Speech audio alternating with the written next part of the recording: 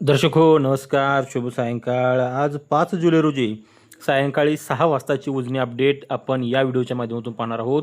सोलापूर जिल्ह्याचे वरदायीन असलेल्या उजनी धरणाकडं आपलं सातत्यानं लक्ष आहे. यावर्षी तीव्र पाणीटंचाई जाणवत असल्यामुळं उजनी धरण आता यावर्षी कधी भरणार आहे, उजनी धरणामध्ये पाण्याची आवक किती आहे याची सातत्यानं सोलापूरकरांचं लक्ष याकडे लागून राहिले. आज सकाळपासून उजनी धरणामध्ये जे काय आवक आहे दौंडवरून येणारी ती आवक या ठिकाणी वाढायला सुरुवात झाली आहे.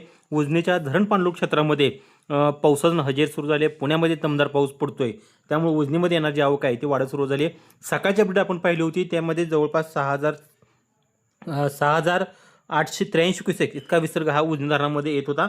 मात्र त्यामध्ये आता वाढ झाली असून सायंकाळी 6च्या अपडेटनुसार दौंडवरून जी काही आवक येते ती 9,693 क्युसेक म्हणजे जवळपास 10,000 क्युसेक्स इतकी आवक हे दौंडवरून उजनी धरणामध्ये येते. आणि त्यामुळं उजनी धरण हे आता वजा 27.80% इतकं भरलं आहे. अजून धरण मायनसमध्ये आहे. लवकरच धरण हे प्लसमध्ये येण्याची शक्यता आहे. जर उजनी धरण पाणलोट क्षेत्रामध्ये घाटमाथ्यावरती जर दमदार पाऊस झाला, जवळपास 5, 6, 7 आणि 8 तारखेपर्यंत पाऊस सांगितला आहे.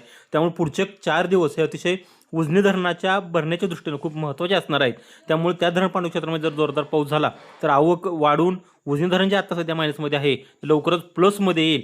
आणि सोलापूरकरांच्या जे काही पाणी संकट आहे किंवा पाणी उजनीवरती अवलंबून असणारं जे पाणलोट क्षेत्र आहे त्याचा निश्चितपणे फायदा हा भीमा नदीकाठच्या शेतकऱ्यांना होऊ शकतो. त्यामुळे तुर्तास तरी आजची अपडेट एवढीच की उजनी धरण मध्ये दौंडवरून येणारी आवक आहे ती जवळपास 10,000 क्युसेकच्या आसपास इतकं होते आहे. आणि उजनी धरण हे सध्या वजा 27.80 क्युसेक इतकं या ठिकाणी टक्केवारीमध्ये भरलेलं आहे. उजनी धरण जे काही अपडेट आहे ते अपडेट पाहण्यासाठी आपलं परिवर्तन न्यूज चॅनल लाईक करा, शेअर करा आणि सबस्क्राईब करा.